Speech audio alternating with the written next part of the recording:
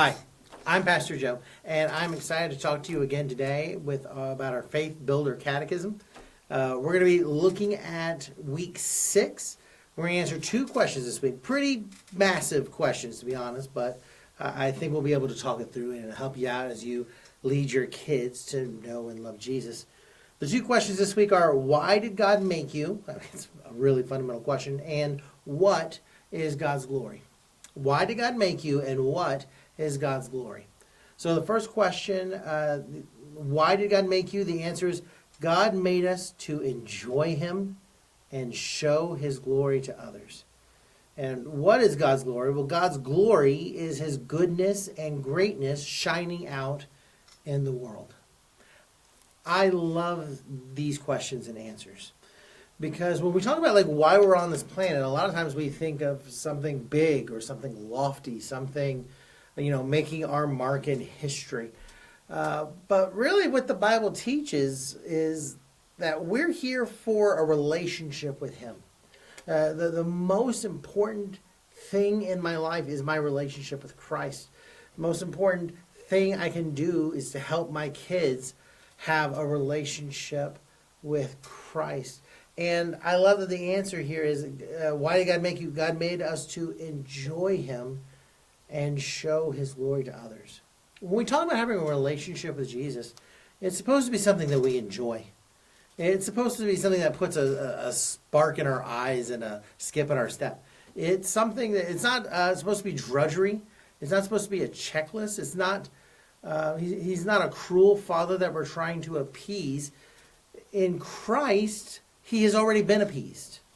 In Christ, He is already pleased with us. If you think back at Jesus' baptism, when Jesus is baptized, the Father speaks from heaven and says, "This is my beloved Son, in whom I'm well pleased."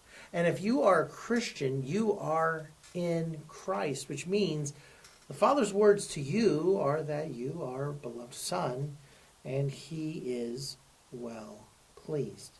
So what it means to live as a Christian, why we're here, and how we exemplify God's glory is that we just get to enjoy Him, and we get to celebrate Him, and we get to point others to the same joy that we have found ourselves. I used to teach 2nd grade, and we used to have to walk across the parking lot. Our playground was not next to our school, but it was a little bit away, so we had to walk. And I always had the kids walking in a line in the hallway. And then we got outside. Of course, there was a parking lot there, so it was a little dangerous. So we walked in line. But by the time we got to recess, the kids were pretty pent up. They were ready to go. They were bouncing around, but I'd hold them.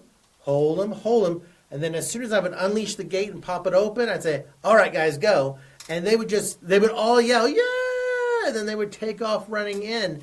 And for the next 30 minutes or hour, however long they had, they went on adventures, and they played, and they created games, and they laughed, and they giggled, and they just had the time of their lives in that space. They were free to have fun and to be loud and to have a good time.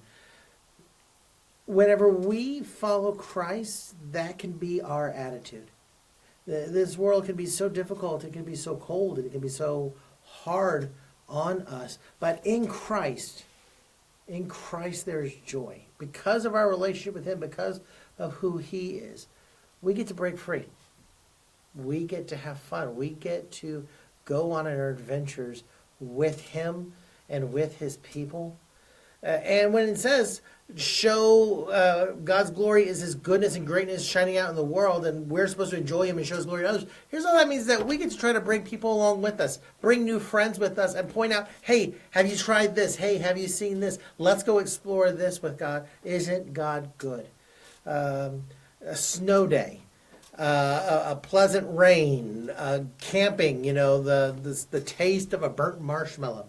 These are all things that, the stars in the sky, there's moments where we're captivated, and we can bring God glory through those things.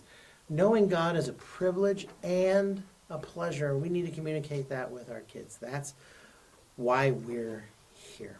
So I hope you enjoy this week. I hope that you are staying on track as best you can to lead your kids and to pray with them. Again, if you miss a week, you can always go ahead and catch up, or you can just jump right back in where we are, and we'll we'll talk to you again real soon. God bless you. See you later.